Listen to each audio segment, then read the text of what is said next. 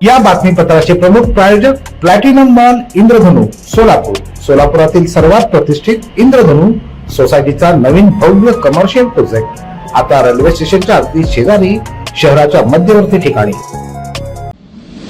मड्डीवस्ती खून प्रकरणी एकास जन्मठेपेची शिक्षा सुनावण्यात आली तर तिघांची निर्दोष मुक्तता करण्यात आली।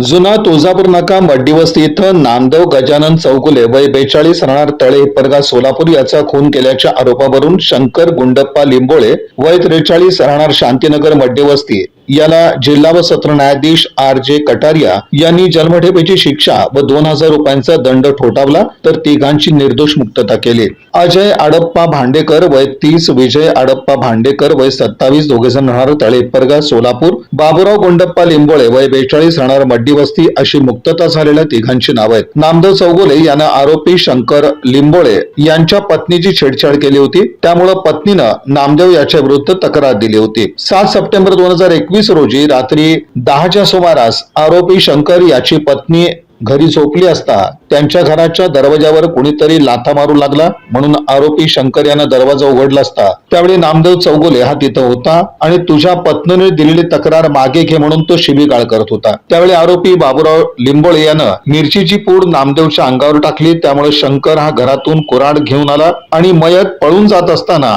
आरोपीनं कुऱ्हाडीनं त्याच्यावर वार करून इतर आरोपींनी काठी आणि पाईपनं मारहाण करून नामदेव याचा खून केला आणि शंकर हा स्वतःहून कुऱ्हाडीसह पोलीस ठाण्यात हजर झाला। वरिष्ठ पोलीस निरीक्षक बाळासाहेब भालचिम यांनी फिर्याद दिलेली होती। या गुन्ह्याचा तपास करून पोलिसांनी आरोपी विरुद्ध दोषारोप पत्र दाखल केलं होतं। सदर खटल्यात सरकारतर्फे एकूण 29 साक्षीदार तपासण्यात आले। दोन्ही बाजूंचा युक्तिवाद ऐकून न्यायाधीशांनी एकास जन्मठेपेची शिक्षा सुनावली तर 2 आरोपींची निर्दोष मुक्तता केली। यात सरकारतर्फे जिल्हा सरकारी वकील डॉक्टर प्रदीप सिंग राजपूत, ॲडव्होकेट प्रकाश जनू यांनी तर आरोपींतर्फे ॲडव्होकेट मिलिंद थोबडे, ॲडव्होकेट विनोद सूर्यवंशी यांनी काम पाहिलं।